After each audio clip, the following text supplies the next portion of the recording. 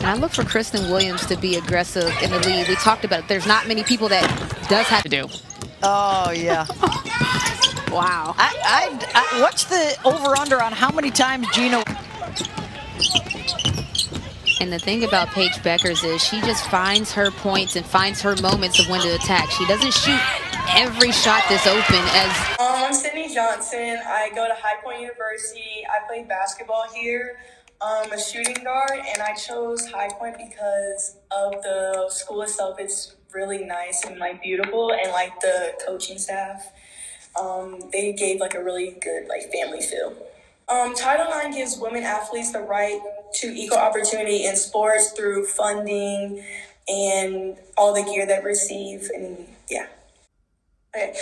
The way the NCAA treated the men's and women's athletes differently in the tournament is unfair because both the men and women athletes went through the same practices, games, and worked as hard to reach the tournament. I do think it was a violation of Title IX because there was a clear difference of the things received between the men's tournament and the women's tournament. Okay, so my personal experience of the tournament. So when we first arrived in Texas, we had a quarantine for 2 days. So from our experience, my team and I've seen other teams in the tournament, they complained about how the food wasn't edible, how like we weren't really sure what we were eating.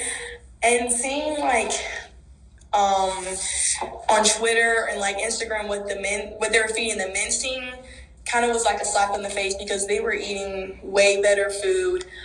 Our first day of practice, our quote unquote weight room was a rack of like 5 barbells and yoga mats, and we were really confused on what it was. We weren't really sure that it was supposed to be a weight room until we seen on social media that the men's tournament had a whole full weight room. But after all that surfaced, I say about a day or two after that, they started building a weight room for our teams.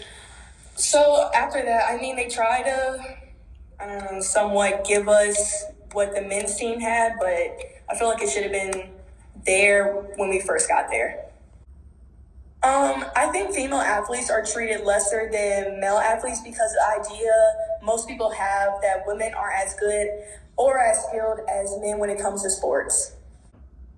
I think there can be a change to the treatment of women's sports if it was advertised and televised more, and also if pro women athletes were sponsored by big name brands such as Nike, then they would get more recognition. Like Nike has begun selling WNBA jerseys on their website, so I think it's a step in the right direction. No, I don't think it's fair that women college basketball players have to wait until they're 22 to enter the WNBA draft because many college students graduate college when they're 21 and they aren't allowed to enter the draft for another year. I feel like the age restriction should be lowered by maybe a year or two to cater to younger student athletes looking to go into the draft. I have been personally affected by Title IX during my trip to the NCAA tournament this year. This is my first time going and experiencing firsthand these differences between men's and women's basketball.